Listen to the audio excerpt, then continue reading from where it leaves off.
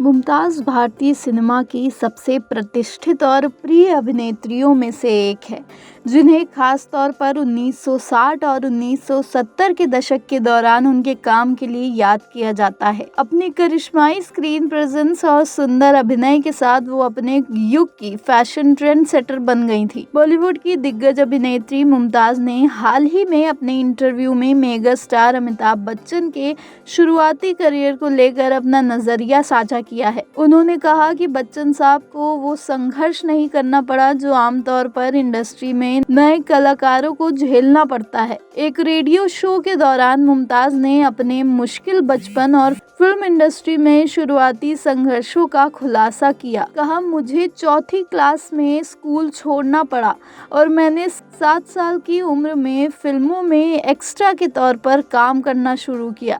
हमें एक रोल के लिए 500 रुपये मिलते थे, जिसमें से 100 रुपये दलाल को देना होता था। इसके अलावा उन्होंने अमिताभ बच्चन को प्राप्त फेम के पीछे की स्ट्रगल लाइफ की ओर इशारा करते हुए कहा कि वो एक पढ़े लिखे और क्लासी इंसान थे, जिनके पास पहले से ही एक बंगला और परिवार था।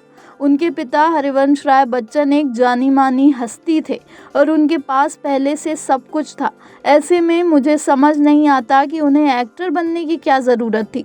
अमिताभ बच्चन, जिन्हें अक्सर सदी का महानायक या शहंशाह कहा जाता है, भारतीय सिनेमा के सबसे प्रभावशाली अभिनेताओं में से एक हैं।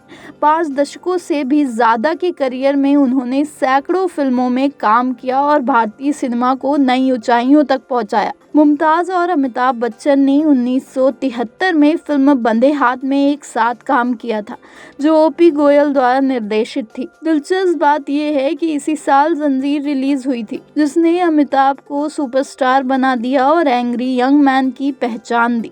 भले ही बंदे हाथ को ज़्यादा याद नहीं किया जाता, लेकिन मुमताज़ के लिए ये फिल्म बहुत ही खास थी। उन्होंने बताया, मैं उनके साथ काम करके बहुत खुश थी। वो बहुत अच्छे इंसान हैं और उनका एक खास क्लास है। काश मैं उनके साथ और भी फिल्में कर पाती। बंदे हाथ के बाद अमिताभ बच्चन ने एक के बाद एक ब्लॉकबस्टर फिल्में दी। शोले, दीवार, अमर अकबर एंथनी और डॉन, जो उन्हें हिंदी सिनेमा का सबसे बड़ा सितारा बना गई। मुमताज़ के इस बयान ने फिल्म इंडस्ट्री और दर्शकों के बीच नई चर्चा छेड़ दी है कि क्या बॉलीवुड में सफलता सिर्फ संघर्ष से मिलती है या कलाकार का बैकग्राउंड भी बड़ी भूमिका निभाता है।